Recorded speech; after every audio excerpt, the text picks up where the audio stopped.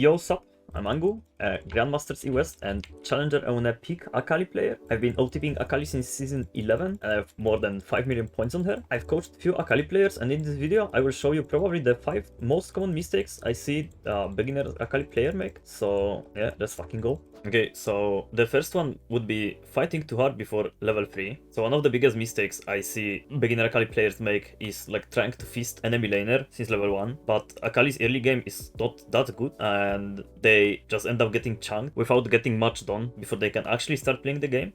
That being said though, of course if enemy completely disrespects you and you can proc Electro on level 1, then like obviously go for it, right? But more often than not, it is way better to just relax until level 3 where you unlock all of your abilities and then you can start playing the game. And of course it's like all matchup dependent. So first mistake is just stop trying to flip random level 1s and 2 fights every game and just patiently wait for level 3. The second mistake that I see a lot is using your W and E randomly and then pretty much instantly getting punished for not having those. If you waste your Shroud, you lose your main defensive tool and you kinda cannot play the game for next 20 seconds because if you walk up, a good enemy will just run you down. The same goes for E. If you randomly use your E's and you get into a fight, you will most likely lose it, waste clash or even die. It especially applies to teamfighting where you want to make best use out of your abilities, so wasting or incorrectly using both of these makes Akali actually super useless most of the time. Just imagine being in the middle of teamfight without Shroud trying to pick up your passives. Sounds disgusting, doesn't it? So as you see in shown example right now, this Akali gets level 3, she goes into Raptors, she E's randomly,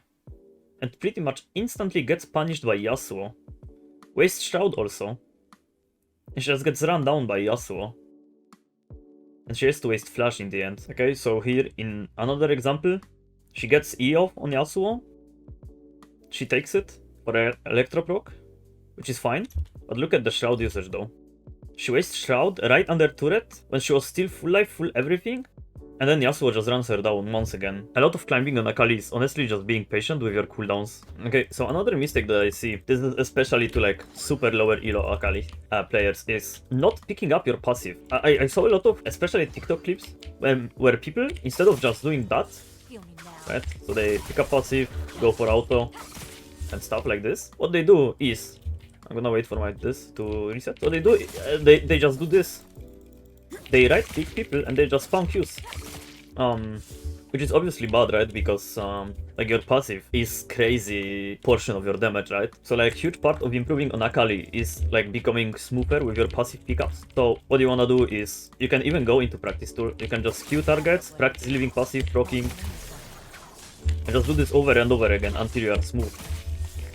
Because this is actually very important. Okay, so basically, another mistake that a lot of Akali players make, it applies to every champion, but to Akali especially, is trading when your electrocute is down. So basically, if I spawn a guy here, right, and I spawn a guy here, I'm spawning both just to show the damage difference. But let's say I proc electrocute on this guy, and then do the exact same trade against this guy, just to show the damage difference, right?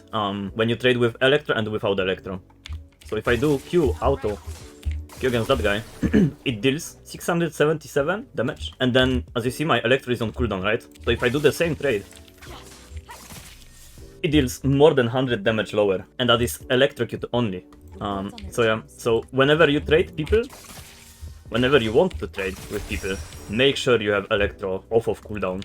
Okay, so another thing, when it comes to runes, when playing Sudden Impact or Scorch, but most of the time Sudden Impact alone, right, is like actually not abusing it intentionally. So what I mean by that is, normally, in pretty much every single combo, you would like get it passively anyways, like the damage of it, but you can like actually abuse it during laning phase. So if I spawn a guy here, and let's say he's playing turbo defensively here, what I can do is, instead of walking here and trying to flip my E, right, what I can do is, I can just E backwards, Q him, and then the damage is my Q and Sudden Impact, which as you saw, the true damage, it dealt 40 damage of true damage. So imagine how strong are your trades for like pokes and like how much damage you can do with it. And the cooldown is 10 seconds, so you literally every E, if you don't have kill angle, every E you can just do this.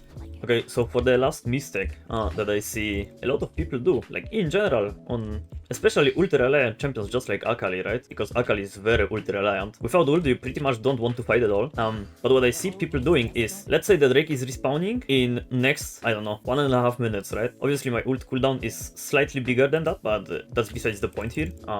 But yeah, so let's say Drake is respawning in 1.5 minutes, and what people will do is, they will go for solo kill. Which is like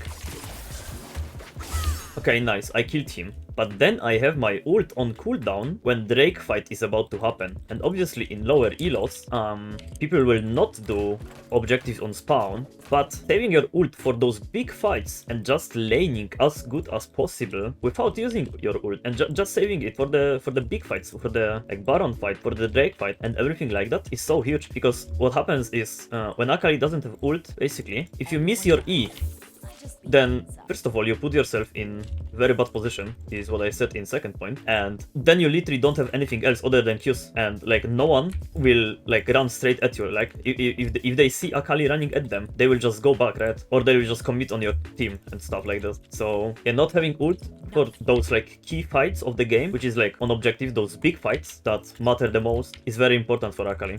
So yeah, those were the 5 most common mistakes I see beginners Akali player make. If you enjoyed this type of video and want more Akali content, make sure to subscribe and stuff. I also stream on Twitch from time to time, and yeah, make sure to check it out also. And for now, see ya until next one. So yo, 07.